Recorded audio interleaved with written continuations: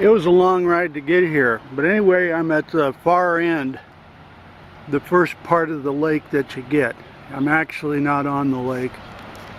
You know, there it is in the distance. There's a so-called casino, and the dam is off in the distance. And so I just want to show that the distances are vast, that to ride like 8 miles and then to go over to where the dam is and be messing around, you're going up and down hills into housing projects, dead ends, and plus the dam is, you know, a couple miles in the distance, so it's not practical.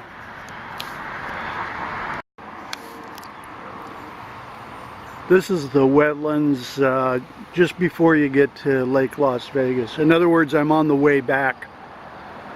But all along here, it's like this. And see, there's flowing water. Ospreys, herons. But anyway, I wanted to show that, like, if it was the 1800s, there would be more water than this, not less. There would be more, because in the 1800s in Las Vegas there were springs and water at the surface, springs that were bubbling up. In other words, artesian springs on the surface. And so that's why the wagons, the cattle, and everybody came through Las Vegas. And also notice, if you were anywhere up in the desert, this would be totally invisible. You wouldn't even know it was there.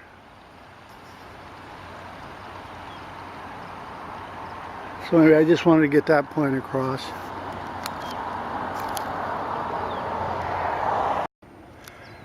See, here's some good mesquite.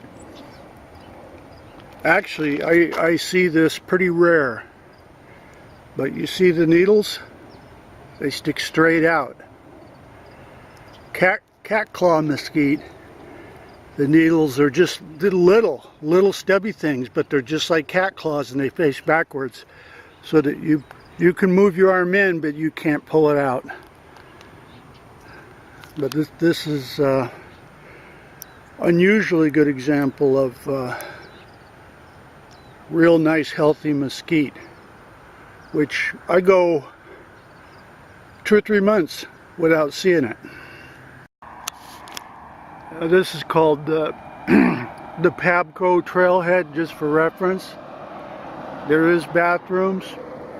Here's representative of the trail on both sides of the wash. I'm about a mile further up.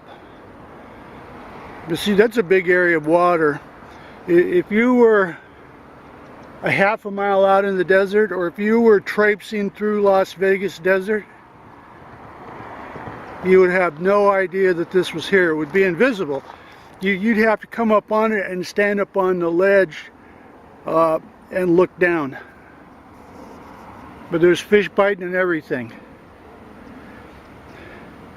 And my interest in it, of course, isn't wildlife. It's the fact that this water, like in the 1800s, it would have been here more, not less. These big X's, they're all over the place. I've seen 7 or 8 just on this ride, and they're not out like in the desert. They're all over. I see them in town, you know, all kinds of random places, but they're all over. That's no rare thing, it turns out.